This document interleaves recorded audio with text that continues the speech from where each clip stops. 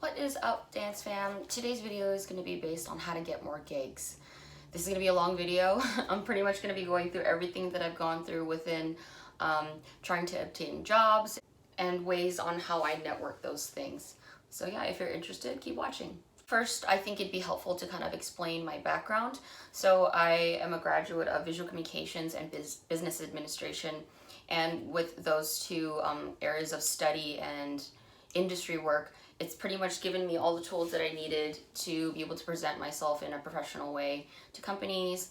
And I learned all the technical aspects and the jargon needed to be taken seriously as a professional. There's a couple of things that you're gonna need. Just absolute solid materials to represent yourself. And the first thing is going to be press materials. Building a solid resume. You want a dazzling resume, and that's going to take time. You're going to have to work a lot of gigs to kind of show people that you are already a part of the industry. So be patient with that. It can take years, but it doesn't have to, depending on your productivity and how hard you go at it. You definitely want your resume to be a proper representation of your existing work and your potential work. So you definitely want to put a lot of time and effort into that. Also, you're going to need a dance reel.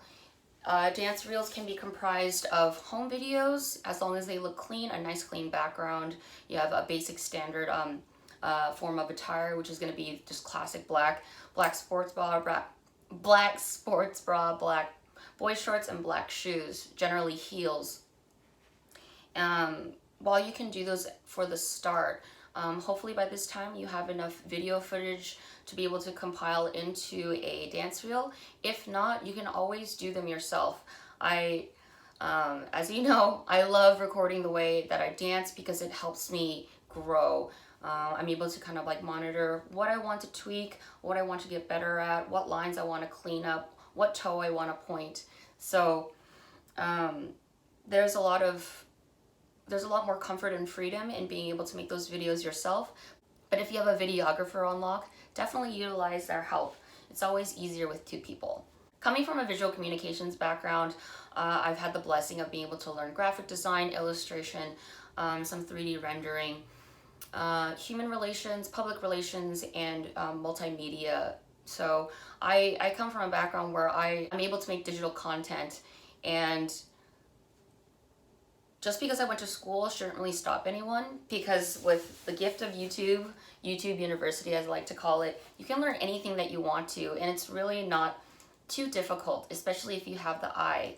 Learning composition, the rule of thirds, way to make things look aesthetically pleasing.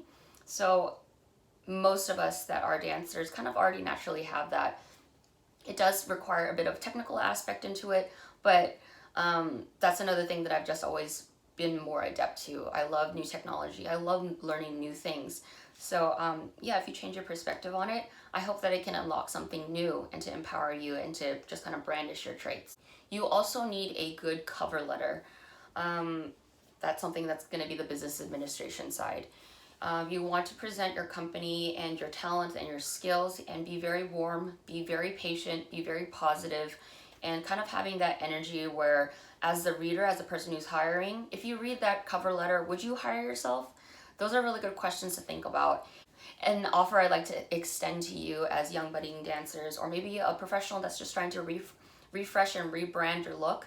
I have no problem, if you want to send me your cover letters, I have no problem helping you proofread, giving you some notes, and kind of like putting some tweaks on it to make it the best version of itself. These are the core building materials.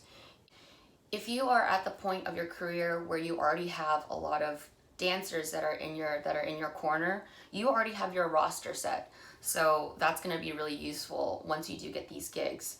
You already have a staffing list, so you already know what talent to go from. I'm going to touch more on networking there later. Alongside with the roster, it would be helpful to create a code of conduct. The reason why I like to have a code of conduct as part of the agreement terms when my performers are accepting gigs is for the sake of having continuity and professionalism. I do expect for people that represent myself in a certain level of professionalism, things like punctualness, not getting wasted, just really doing your best to kind of like set the image of your company in the best foot forward. Our second topic is going to be outreach and lead generation.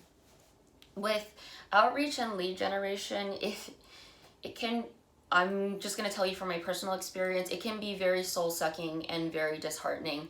I come from a point where I'm not always the first pick. I'm not the tallest girl. I'm not the skinniest girl. I'm also not the most bodacious girl. But what I do know that I have to offer is my tenacity, my professionalism, my punctuality, and my intense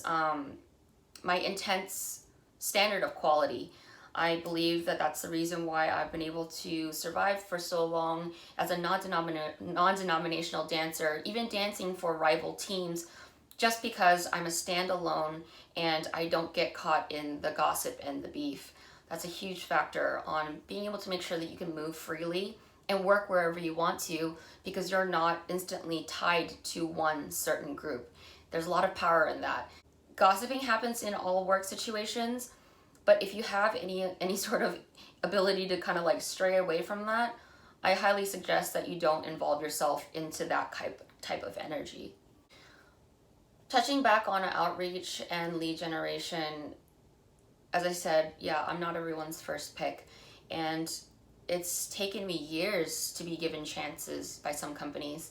Prime example, EDC. I first learned about EDC in 2006, attended 7 and 8, decided to move to Los Angeles because it inspired me so much. And the moment I had laid eyes on the Black and White Clowns, which at the time was Parrish's group, I had just wanted to take any part of EDC. And it had taken them 3 to 4 years to give me a chance. So 3 to 4 years for EDC. And then another huge goal company for myself was Elro, and that took 4 years. So never lose hope. For Elro, that opportunity was shared with me by one of my fellow dancers. So you just never know when the time will be, but with your previous press materials, just get ready to send them a follow-up email monthly, seasonally, yearly, just to replace yourself back on their radar. It can be very disheartening. If you are accepted faster than 3 to 4 years, go off. I'm super happy for you. I'm super proud of you. But just know, sometimes it can take a very long time. But what I'm trying to say is, don't give up. Venues. The venues that you're going to use all of these press materials and this mindset and solicit, essentially, because a lot of these are going to be cold calls. You're just dropping your information off to these companies, trying to locate their HR, their hiring manager. That's the first step of outreach that you're going to have to do. Find out what person you have to reach out that's going to give you the time of day. Even, and most likely not, 5 times out of 10, they're probably not going to respond to you at all. But you want to make sure that you're going through the right channels. The venues that are generally always hiring are going to be neighboring clubs within your vicinity, conventions, holiday parties, art shows, rock shows, car shows, festivals, grand openings, and casinos. The way that I go about finding potential leads is mainly through Google Maps. That is my main navigation resource that I find neighboring locations, because number one, you have to be an official business to have a landmark point on Google Maps that lets me know, okay, this is an actual company. It's not going to be some guy's backyard with a random shack where sometimes they hold parties. It's going to be an official place of business. Don't even get me started. I can go into that. When you do get clients, also specifically let them know that you are a go-go dancer. You are not a stripper. That has happened to me previously in the past, where they're like, how come you're not getting naked? Sorry, that's a different company. You can go and find that elsewhere. No tea, no shade. That's just not what we have to offer. So for those listed venues that I had mentioned, you're going to want to package all of your information, your resume, your reel, and your really solid cover letter, and pretty much email blast these to any potential leads. So with these 3 categories, I hope that it helps you with getting your preparations done and cultivating more gigs in your area, employing more of your fellow dancers, and creating an awesome standard of performance. Please don't hesitate to reach out if you guys have any questions, or concerns. I hope this is helpful, and I hope you guys go out there and start cultivating more jobs, because we are in a new renaissance. I can feel it. Some people are like, how do you find all these gigs? And some people think, especially after I tell them how many times I've been denied or how long I will keep my courtship with the lead, they're like, that's crazy. I'm surprised you didn't just give up. Well, I don't know. I guess it could be considered a level of obsession or a psychotic level of obsession. But I like to think that it's just my indomitable spirit and just really believing in something and trying to include others. Anyways, that's pretty much wraps this up. I love you guys. I hope you guys find this helpful. Please let me know what you think about this whole video in the comments below. And I love you guys. Bye.